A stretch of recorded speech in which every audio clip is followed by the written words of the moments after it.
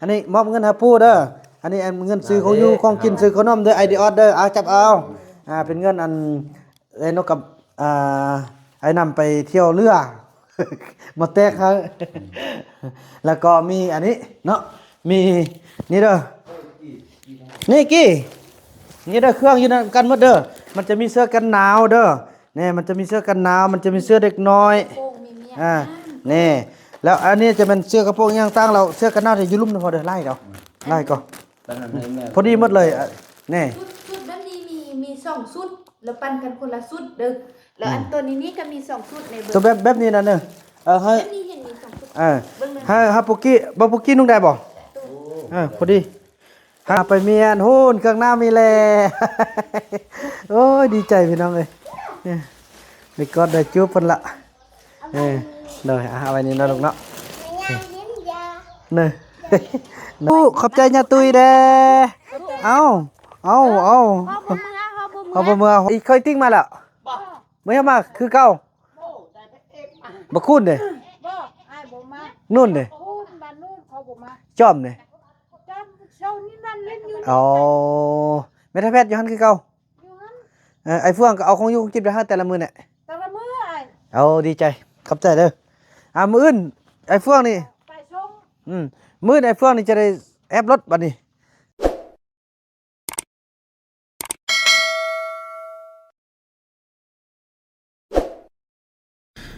สบายดีท่านผู้ชมเนาะถือว่าคลิปนี้ก็เป็นคลิปที่พวกเราจะได้เดินทางกลับบ้านกันพี่น้องเอ้ยเนาะถือว่าพอโทนเพิ่นก็ตอนรับกลับสู่บ่ว่าจะเป็นอาหารการกินบนอยู่บนนอนพี่น้องเอ้ยเนาะตอนนี้เพิ่นก็เอามาโบกรถให้พี่น้องเอ้ยเนาะจะได้กลับบ้านเพิ่นละคอยไปเนอะโชคดีโอเคพ่อขอบคุณหลายๆเด้อขอบคุณหลายๆโอเคครับพ่อเด้อบ๊ายบายพ่อ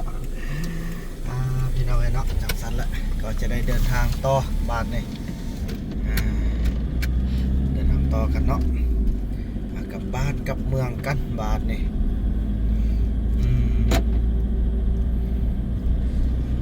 จะไปแว่น้องเต้าพี่น้องไปเอาของอยู่ของกินเอาเครื่องเสื้อผ้าอย่างต่างให้น้องเต้ากันเนาะ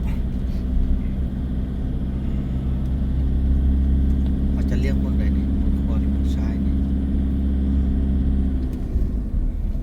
อันนี้ถือว่าโอเคไปทำเพิ่นเนาะพอปกติเส้นทางเขาจะซื้อแต่ว่าเพิ่นปิดงานนี่เนาะพี่น้องเนาะ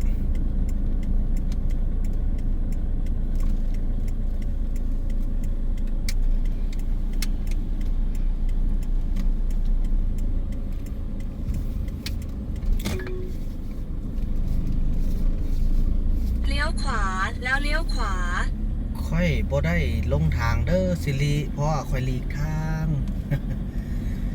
นั่นพี่น้องเอ้ยเนาะว่ากันตอนต่อไปพี่น้องเอ้ยเนาะพี่น้องแล้วเดินทางมานี่ก็ถือว่าจะพาสนุกลงไปเที่ยวชมอันนี้ก็เป็นสวนอุทยานเนาะ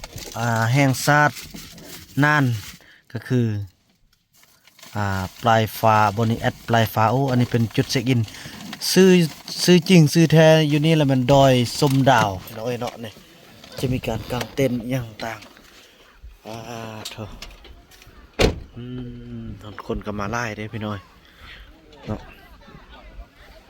นี่คือจุดดอยส้มดาวคนก็ไปเที่ยวกันเนาะอันนี้เป็นจุดท่องเที่ยวมันในเต็นท์มีเต็นท์ให้เช่าเด้พี่น้องเอ้ย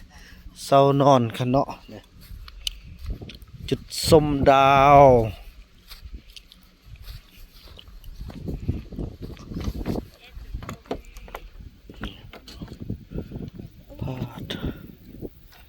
สูงดีอันนั้นเป็นน้ำน่านนะนั่นลมพลอันนี้ก็จะเป็นแบบเต็นท์เนาะเพิ่นมีบริการเต็นท์ให้นอนชมดาวในยามกลางคืนพี่น้องเอ้ยเนี่ยมีการนั่งกินรถขนาดเป็นเฮือนเลยมีเครื่องอุปกรณ์มีอย่างต่างคนพี่น้องเอ้ยจำได้สิมีเงินไปเลาะเที่ยวนั่นนี่เห็นรถเฮือนรถหนึ่งต่างหากเลยเนาะนี่พี่น้องเอ้ยส่วนบ้านพักจะมีไปทางนั้นอีกพี่น้องเนาะทางเข้าแท้ๆเนี่ยทางเขาทางลุ่มพุ่น อันนี้มันจุดสูงสุดจุดปลายฟ้าเพิ่นเอิ้นเนาะอันนี้ก็จะเป็นบรรดามีร้านอาหารมีห้องน้ำนี่พี่น้องเอ้ยมีหยังหลายๆอย่างเนาะเอาอันนั้นคือเป็นเหือซะนะเพิ่นเอามาไว้เนาะเถือจุดสูงสุดของภูนนี้แหละพี่น้องเอ้ยเนาะพอจะได้เห็นบริเวณนี้ทั่วกันเลยพุ่นเข้ามาแต่พูนแหละพี่น้องเอ้ย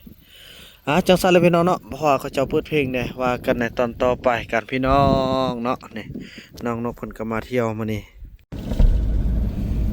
ในที่สุดเฮาก็ได้เดินทางมาฮอดด่านผู้ดูกันแล้วพี่น้องเอ้ยเนาะโธ่ฮอดกันแล้วบาดนี้เขาเดินทางมาแต่เวลา9 โมงตอนนี้150 เมตร กลับรถกลับแล้ว กลับรถแล้วเลี้ยวซ้ายซีรีเอ้ยหมดแล้วซีรีพี่น้องเอ้ยเนาะจะได้ไปแลนเอกสารอย่างต่างใช้เวลาแลนอยู่2 ชั่วโมงปลายพี่น้องเอ้ยเกือบ3 ชั่วโมงแล้วเลี้ยวซ้ายจอดรถอยู่ที่นี่ก่อน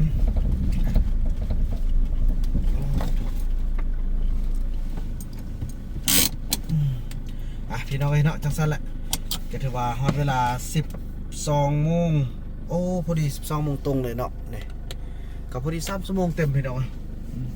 ยพบกันต่อไปพี่น้องเอ้ยพี่น้องเอ้ยเนาะในที่สุดเราก็มาฮอดบอลเป็นเลนละพี่น้องเอ้ยเปลี่ยนเลนเข้าเลนขวาแล้วถือว่าเข้ามาฟังประเทศลาวเต็มรูปแบบพี่น้องบาดนี่ยังผ่านด้านถือว่าบ้านด้านไทยเราถือว่าสำเร็จแล้วเนาะถือว่าเป็นด้านผู้ดูพี่น้องเอ้ยอันนี้ก็จะเป็นด้านลาวของบ้านนี่ถือว่าจำกาอยู่ด้านลาวเลยก็ถือว่าออกไปสู่ด้านลาวของเป็นปกติต่อไปนี้จะไปเจอบ้านผ้าแก้วบวมเหลาเนาะแล้วก็เข้าไปสู่เมืองปักหลายแล้วก็ป้ายเพื่อนแหละพี่น้องเอ้ยขอบคุณหลายๆเด้อพี่น้องฝั่งไทยบ่ว่าจะอยู่ภาคใดบ่ว่าจะอยู่จังหวัดใดอำเภอตำบลใดที่ให้ความช่วยเหลือเนาะนับแต่เพชรบูรณ์จังหวัดเพชรบูรณ์จนเลยมาฮอดจังหวัดน่านเนาะทุกจังหวัดทุกอำเภอทุกท่านที่ได้มีหอยยิ้มที่ได้ทักทายที่ได้มีของฝากของต้อนที่ได้ให้พักเศร้าที่ว่าเรื่องอาหารการกินทุกท่านเนาะเอาละพี่น้อยบอกว่าจะเป็นยายสายลำไม้บอกว่าจะเป็นทางป้าตุ้ยติ๋วบอกว่าจะเป็นทาง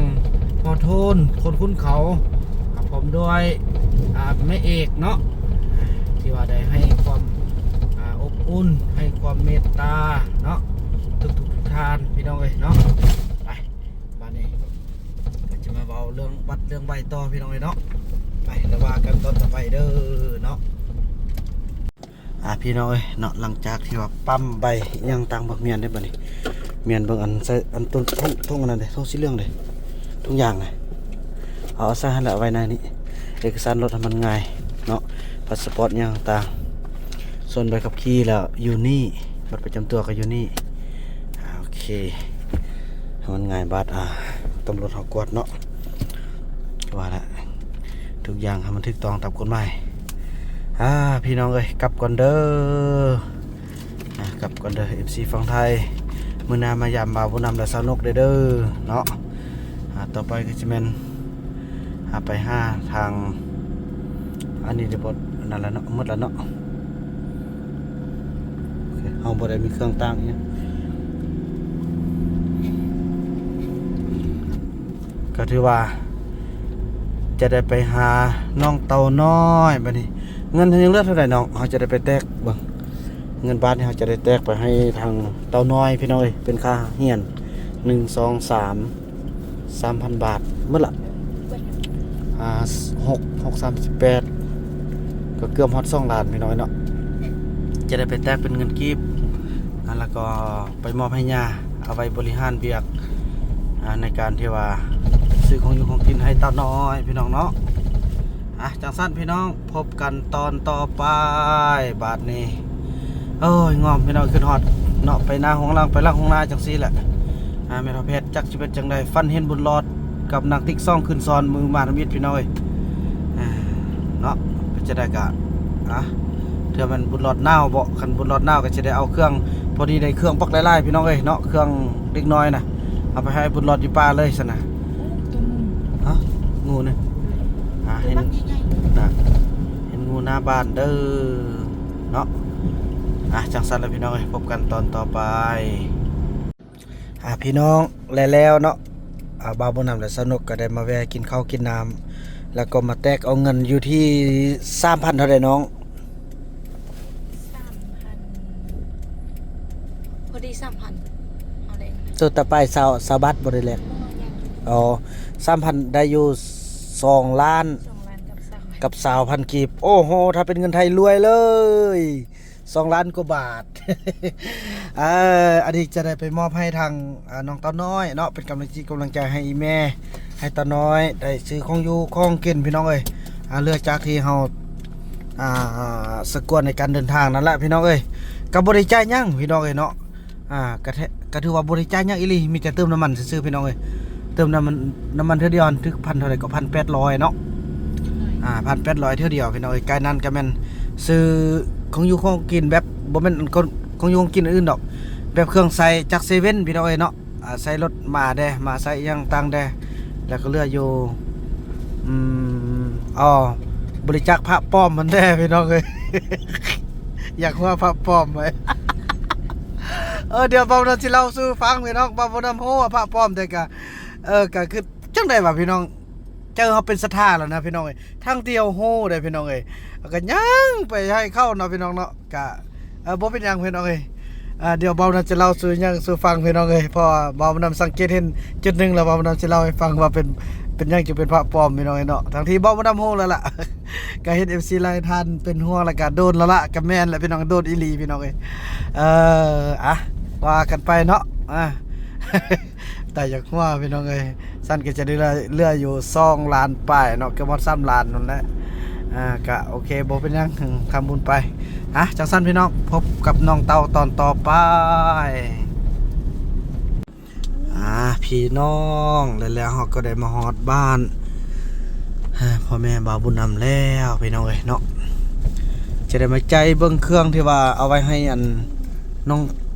เต่าโดยเฉพาะพี่น้องเอ้ยมีน้องเต่าแล้วก็น้องจอมกับบุญรอดแท้เอาตัวใดก็ได้อยู่ในป่ายังมีดอกบ่หอดบ้านฮอดเมืองละพี่น้องเอ้ยตอนนี้น้องชายกำลังไปรับเอาน้องเต่ากับแม่เนาะพ่อเพิ่นไปโรงเรียนมื้อนี้พ่อเพิ่นก็สิมัดแขนได้เป็นหลังจากที่ไปปัวกับบริเฮ็ดแค้นมัดแค้นจักเทื่อเอาสั่นยันคนลงอยังต่างเนาะเบิ่งน้องแบงเด้อ5 เซนเอาไปมัดแค้นอีพอหั่นแล้วก็ลานหนึงหั่น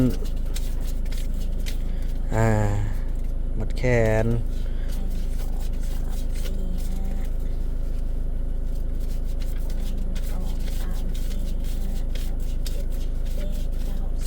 โอเค3,000เอาไว้นำผู้ประกอบการ ถ้าลงไปเปลี่ยนนี่ เนาะร้านอาหารเอาไว้ให้น้องเต้าคาอยู่คากินพี่น้องเอ้ยอันนี้ก็มันเอาไว้อันนี้ไว้เป็นบ่วงนะนะไปพี่น้องว่ากันต่อไปเนาะพี่น้องเอ้ยเนาะมาฮอดมาถึงแล้วว้าขึ้นฮอดเด้เด้ออีพ่อเอานี่ให้มาเด้อน้องเอ้ยเนาะนบเอานบนับเลยว่าอีพ่อเด้อนะโมตัสสะนะโมตัสสะ ภะคะวะโต ภะคะวะโต อะระหะโต อะระหะโต สัมมาสัมพุทธัสสะ นะโมตัสสะ นะโมตัสสะ นะโมตัสสะ ภะคะวะโต ภะคะวะโต อะระหะโต อะระหะโต สัมมา สัมมา สัมพุทธัสสะ นะโมตัสสะ นะโมตัสสะ นะโมตัสสะ ภะคะวะโตภะคะวะโต ภะคะวะโต อะระหะโต อะระหะโต สัมมา สัมมา สัมพุทธัสสะ สัมพุทธัสสะ สาธุ สาธุ อ่า อันขน้อยซื้อเต่าน้อยเอาเสียวขน้อยซื้อเต่าน้อย ชื่อตาน้อย ข้อเอาของคำของคุณนี่ขึ้นขอให้ปกปักรักษาเต่าน้อยเด้อเนาะ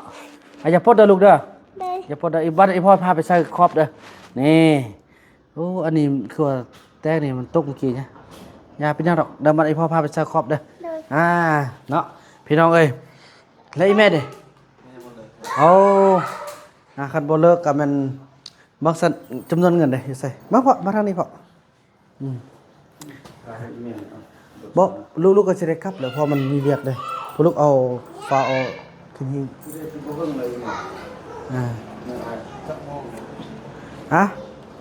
นี่เด้อพ่อเด้อพี่น้อยเดี๋ยวนั่งลง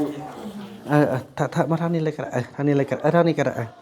อันนี้เป็นเงิน500,000เด้อผู้แค่นี้พอตอนแรงเพิ่นเฮ็ดควันบ่ตอนแรงบ่าวดำก็บ่ได้มีโอกาสอยู่ได้พี่น้องเอ้ยมันหลายเวียกได้แล้วอันนี้จำนวน1.5 ล้านนี่เป็นค่าซื้อขนมให้ตาน้อยมาลูกมาเห็นมั้ยอีพ่อมอบเงินให้โอ้ยลูกเอ้ยนี่เด้ออันนี้มอบเงินให้ปู่เด้ออันนี้เงินซื้อของอยู่ของกินซื้อขนมเด้อไอเดียออดเด้อจับเอาเป็นเงินอันนกกับไอ้นำไปเที่ยวเรือ มาแตกครับ แล้วก็มีอันนี้เนาะมีนี่เด้อนี่กี้นี่เด้อเครื่องอยู่นั่นกันหมดเด้อมันจะมีเสื้อกันหนาวเด้อนี่มันจะมีเสื้อกันหนาวมันจะมีเสื้อเด็กน้อยนี่แล้วอันนี้จะเป็นเสื้อกระโปรงย่างตั้งเราเสื้อกันหนาวที่อยู่ลุ่มนะพอเด้อไล่เราไล่ก่อนพอดีหมดเลยนี่ ชุดแบบนี้มี2ชุดแล้วปันกันคนละชุดเด้อแล้วอันตัวนี้ก็มี2ชุดในเบอร์ ตัวแบบนี้นะเนอะให้ แบบนี้เห็นมี2ชุด ให้ปุกกี้ปุกกี้นุ่งได้บ่พอดีให้ปุกกี้อันนึงไอเดียออดอันนึงเนาะเกินน่าพูดกันไอเดียออดเป็นจะได้เบิ่งอันเอามี2ชุดก็ปันกันเด้อ อันนี้มีทรงนี้ คือสิมันคือปุกกี้แล้วนี่นะนั่นผู้ละชุดแล้วเด้นี่อุ่นๆเด้อบักกะไลอยู่ไหนนะเลือกบ้างมันละ เอาเด้อจังผู้ชายก็มีเด้อดีออนเด้อ ก็ถือว่าอีแม่บ่อยู่กะฝากบอกอีแม่ได้พอเด้อคือว่าแหละมันไล่เวียกไล่งานได้บ่ทันมาเถอะพี่น้องเอ้ยเนาะก็ถือว่าได้มอบเงินมอบคำให้ทางอีพ่อทางอันนี้ละก็ดีอกดีใจพี่น้องเอ้ยทางใกล้ได้พ่อเอ้ยเนาะตาน้อย เครื่องไม่ถึงเครื่องงามๆเด้เครื่องงามๆกันเลยคันบ่พอจะได้ละเครื่องละบอกเด้อเครื่องยังไล่พอเอามาให้ทีละสู้ทีละสุดทีละน้อยพี่น้องเนาะก็สิได้ร่มเวียนร่มงานแล้วก็สิได้เบิ่งลูกเบิ่งอันเบิ่งกล้องอีพ่อเด้ออีพ่อสิถ่ายรูปก่อนนบเด้อตาน้อย1 2ปั๊บเบิ่งกล้องเด้อไอเดียออดคนน่าพูดก็ดอกปั๊บอย่าไอเดียออดจ้ะเป็นไงสัมภาษณ์ได้มีอันค้างคาใจยังเนาะยังเรียกว่ายังน้ำไอ้น้ำก็ ลองว่าดูเอาเสร็จได้เป็นไง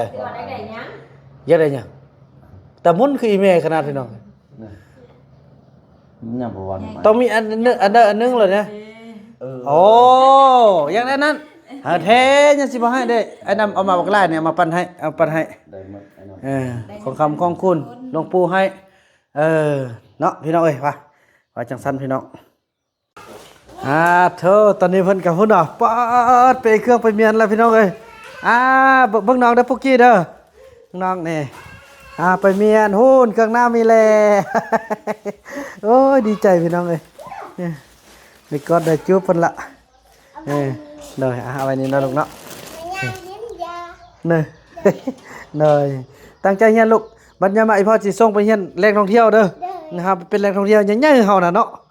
ปุกกี้คือกันเด้อ น้ำ โดย เจ้าว่าอยากขนม อยากกินขนมโอ้ยเดี๋ยวย่ามาก่อนพออีพ่อเอาเงินให้ทางปู่ทางย่าล่ะปู่ย่าสิซื้อให้เด้อเนี่ยอีพ่อสิได้กลับบ้านก่อนเด้อวันนี้อีพ่อมายามใหม่เด้อเอาหอมแก้มด้วยโอเคเนาะเด้อมากันเด้อโอ้นี่ขนม พอดีมีนกเอามา2อันเอาไปให้น้องบุญมีอันนึง ฮะเมี่ยงอันลูกเต้าพ่นหางเมื่อกี้ไหนพ่อจุ๊บนั่นน่ะบ่แม่นไม่ใช่ลูกพ่นหางหยังเฮ้ยบ่ว่า เอาเด้อลูกหลานเด้อเนี่ยปันกันกินเด้อเอาบ๊ายบายบ๊ายบายมาสักคน ก็แดง อืม ได้ขนมแล้วบ่ก็เด้อ อืม เก่งๆหนึ่ง บ่ปนหาคือบ่น้ำจุ๊บติเลือกอย่าเลือกเป็นเฮากินปลาหมึกบ่กินปลาหมึกแล้วมันจุ๊บมันบ่ได้กว่าเออ เมื่อกันเด้อเด้อเด้อพากันกินนำกันเด้อน้องเด้อ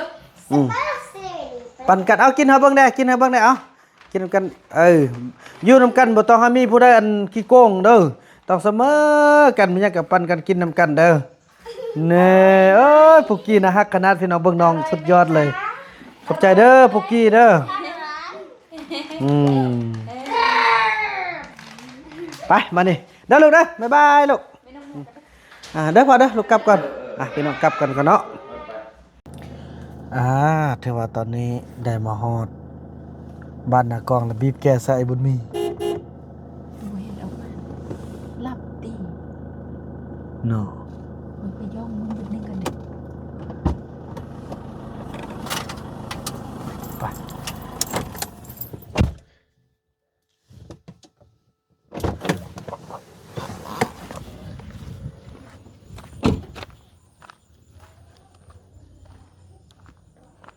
มาแล้วกินฮอดพี่น้องเลยมาเดินแลดเอามันออกให้เลยลีเลยเอ้าโซ่แต่บีบน้ำหันว้าว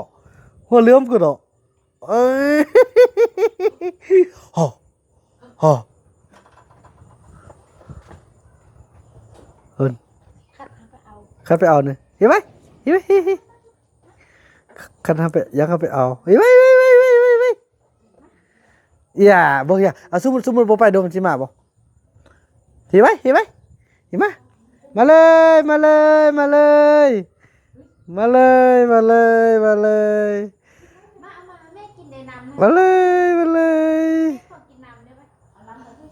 นั่นเครียดแล้วอยากเข้าไปเอาแล้ว สองนิ้วเครียดแล้ว เนอะ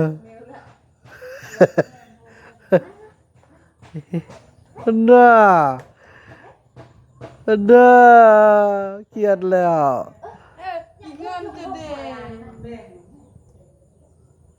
น่า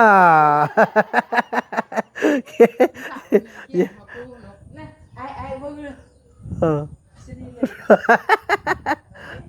เห็นไหมมาให้ไหม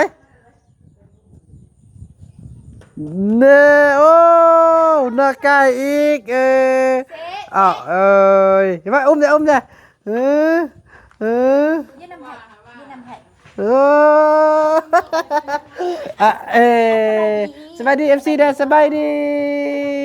สบายดีแล้วแม่หาไปขี่รถไว้ เอาจ้ะ สบายดี ใส่รถอยู่ใส่ปะ หาไปขี่รถ ใส่รถอยู่ใส่ฮะ เฮ็ดใส่ได้ มึงอัดตู้ ไว้ อัดตู้แล้วไปบ่ เอ้ยเธองอนเขาบ่ไปรับเอาอ่ะเนาะเฮาน่ะแม่เมื่อก่อนเด้อเมื่อกันเด้อ กับแม่เมื่อก่อนเด้อ เอาบ่เห็นสิงอบ่เฮ้เห็นสิเก่งเฮ้ฮักกันก่อนได้จะได้ หากันก่อน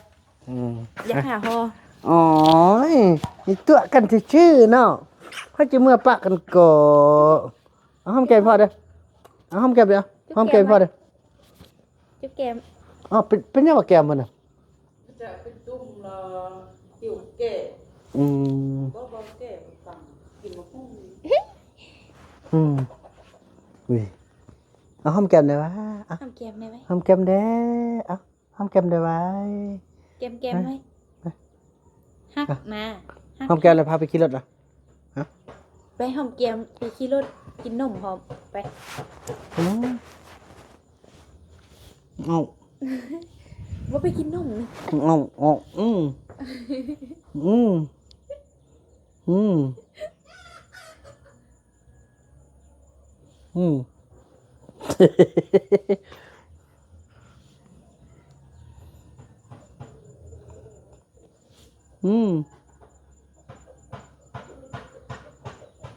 อ้ยตัดผม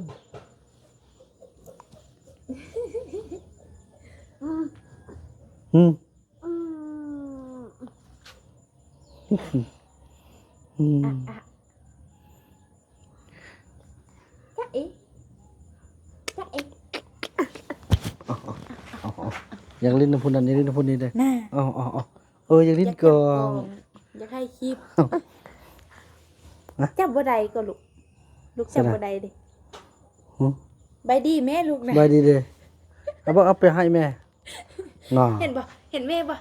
ใบดี เห็นบ่ ไม่ เว้ ดี ยหัวอีกเอาไปรถให้จะได้เอาไปให้เลยเอาอืม ให้ดู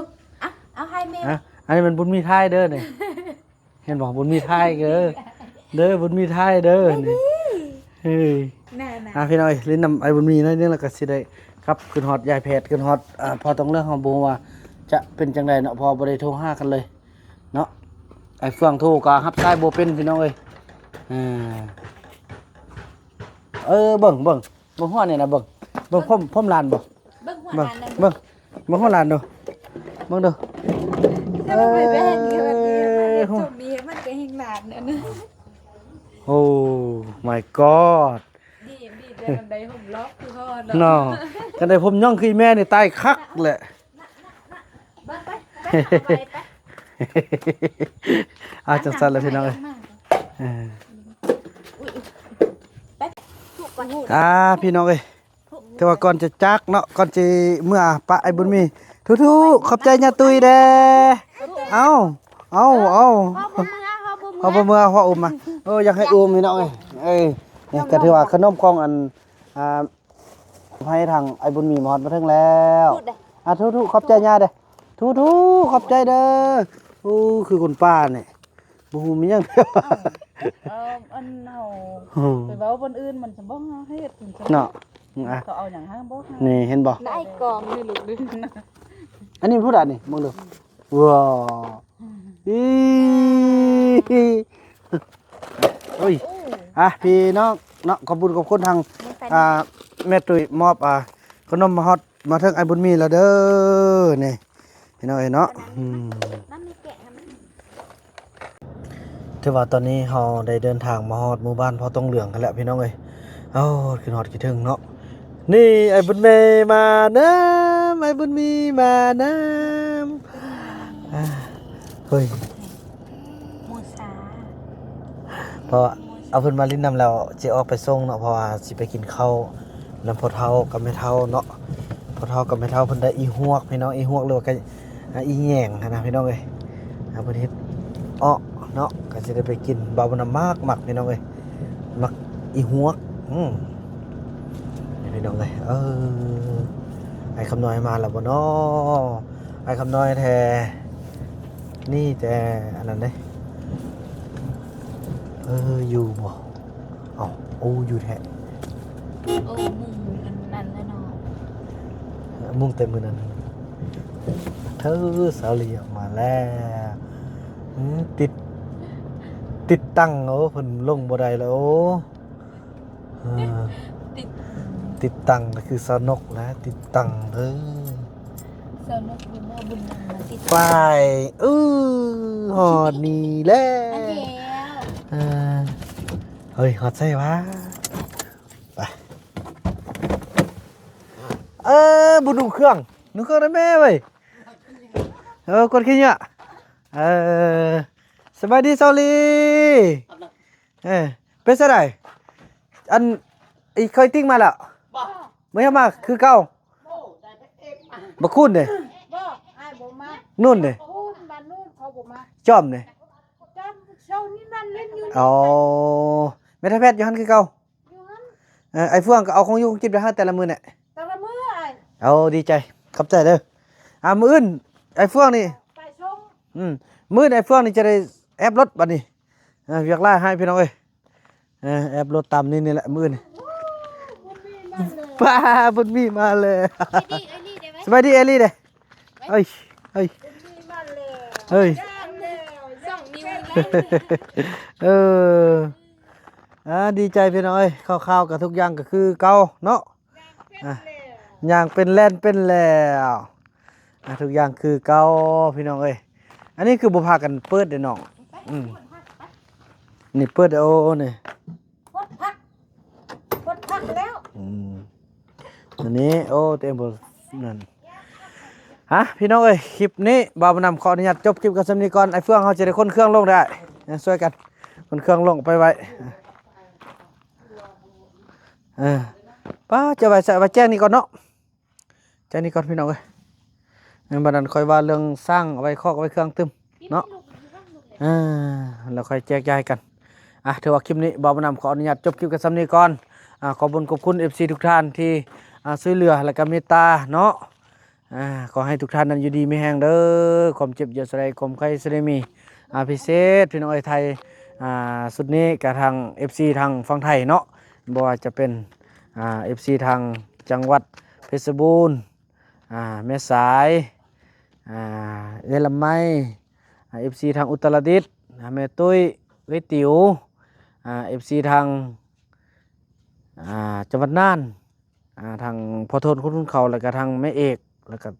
วก็ทุกท่านเนาะที่ติดตามบ่าวบุญนำและให้กำลังใจลายบอลลายที่เพิ่นอยากให้บ่าวบุญนำแว่แต่บ่าวบุญนำก็ขออภัยเนาะลายทางโพดเนาะโอ้ยไอ้บุญมีเอากันหน้าค่อยว่ากันใหม่เนาะ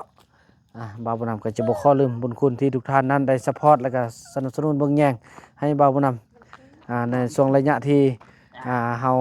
ได้เดินทางเนาะจังซั่นพี่น้องคลิปนี้บ่าวบุญนำขออนุญาตจบคลิปกันซ้ำนี้ก่อนแล้วพบกันใหม่ในคลิปต่อไปคลิปนี้บ่าวบุญนำและบุญมีขอกล่าวคำว่าสบายดีแสดงว่าพี่น้องเนาะ